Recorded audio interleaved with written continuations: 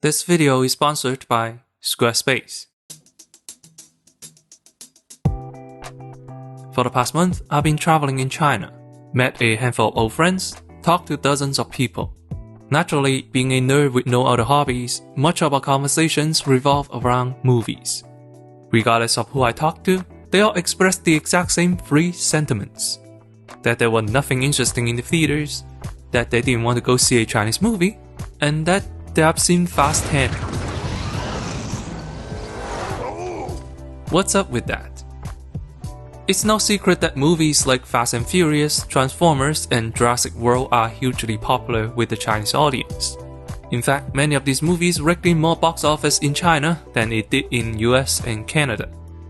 As a result, it created a negative impression, as if the Chinese masses are too tasteless to tell art from trash. Even though all of these movies perform well domestically too. My friends came from all facets of life: a doctor, a music teacher, an accountant, a book editor. And indeed, they all gave the exact same review. Fast 10 is dumb. They also all said Jason Momoa is hot, but that goes without saying. So obviously, the Chinese audience knew the film is vacuous and absurd. But then, why do they still watch it? I don't claim to know the answer, but my friends do. So I asked them that exact question, and here are the reasons given.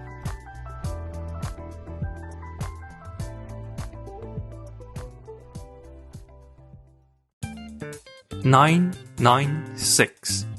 This may be the most hated number currently in China. Promoted and popularized by Chinese billionaires Jack Ma and Richard Liu, 996 stands for starting work at 9 a.m., finishing work at 9 p.m., repeat 6 days a week.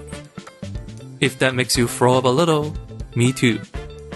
Often claimed to be non-compulsory, the 996 schedule has since become widely practiced, adored by every CEO who wants to be a billionaire at the expense of their workers' health.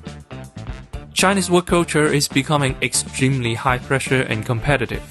Food deliveries, for example, have time limits. Should the driver fail to make it in time, their pay will be docked. Office workers are expected to be on call 24/7. A couple of our dinner plans had to be cancelled last minute due to my friends receiving certain work arrangements. One of my friends, as I saw with my own eyes, got called to handle work issues at 1 a.m. 1 a.m.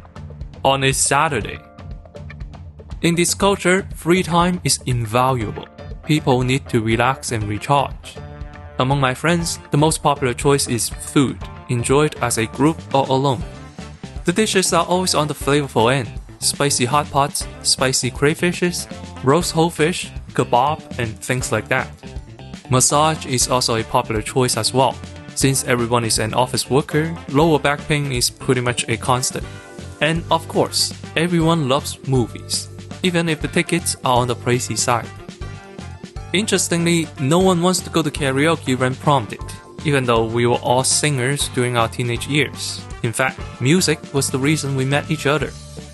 In the words of my friends, they are too tired to sing these days. Too tired. Keep that in mind. If you are fed up with the 9-to-5 grind and want to be your own boss, start your own business, then you'll need a website from Squarespace. Be it a shop, a design firm, a restaurant, or a portfolio for an artist, a professional-looking website adds legitimacy. Luckily, you can rely on Squarespace and their award-winning templates. Simply pick a suitable design, do some basic edits, and you have a website of your own.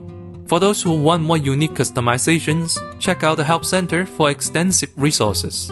Start a free trial at squarespace.com/accentercinema. Use the code accentercinema and you can get 10% off your first purchase.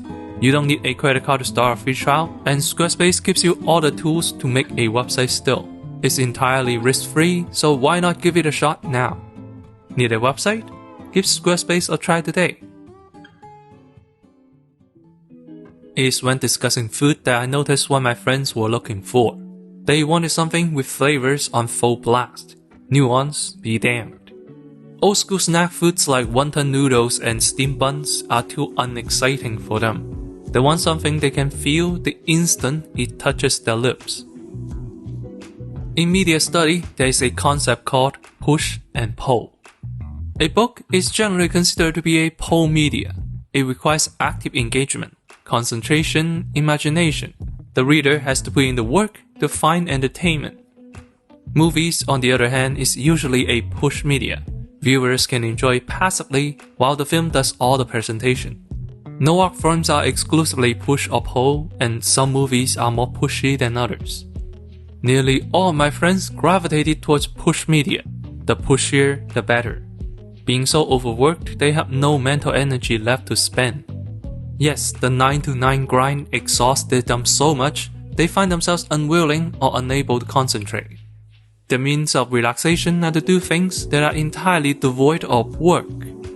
They want the food flavor to come to them. They want to lie down and let the masseuse do the work. They want to be entertained.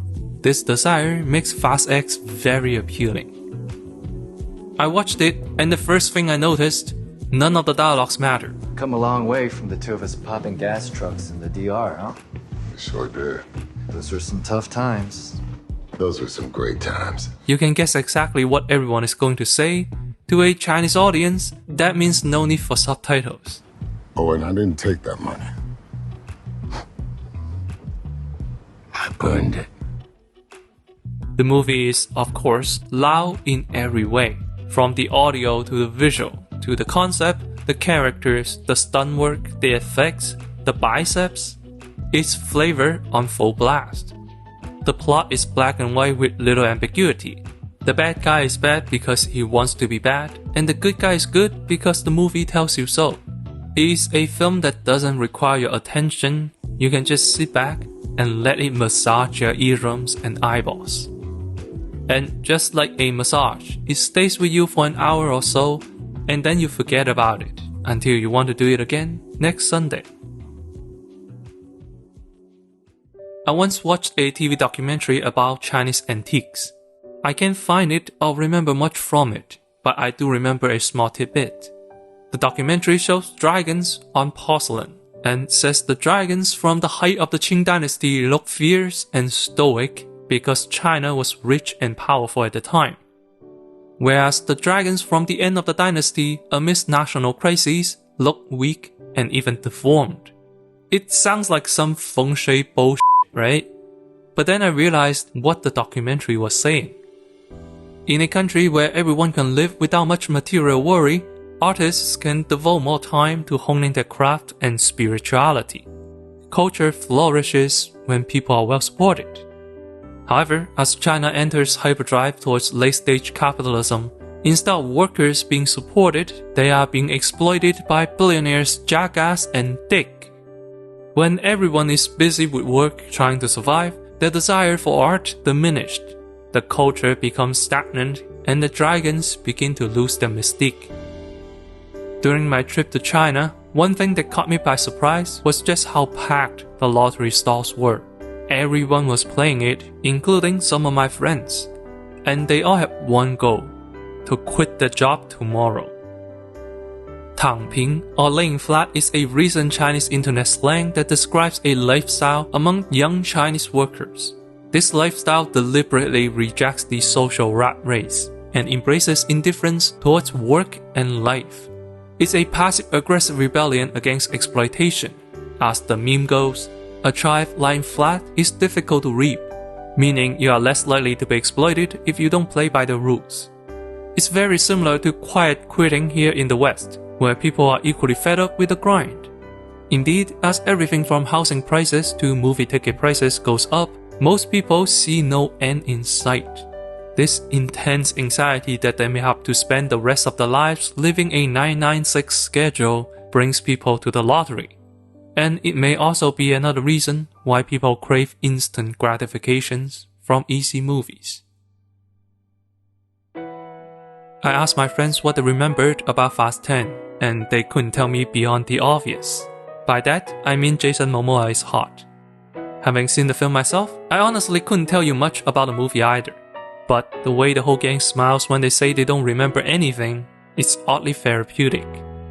As we chat over Korean barbecue, we mock the film for its cartoonish absurdity, recounting individual moments that made us laugh but offering no greater insight into his artistic merit.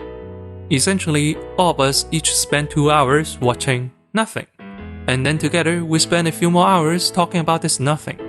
For the duration of it, I noticed all my friends were, for the first time, relaxed, free of worry. They aren't thinking about having to work tomorrow, no family squabbles in mind, no traumatic memories to deal with, no history, no politics, just food and friends. I saw a group of exhausted souls finally lie down for just a bit. They really needed this break. Turns out, movies about nothing is not entirely worthless.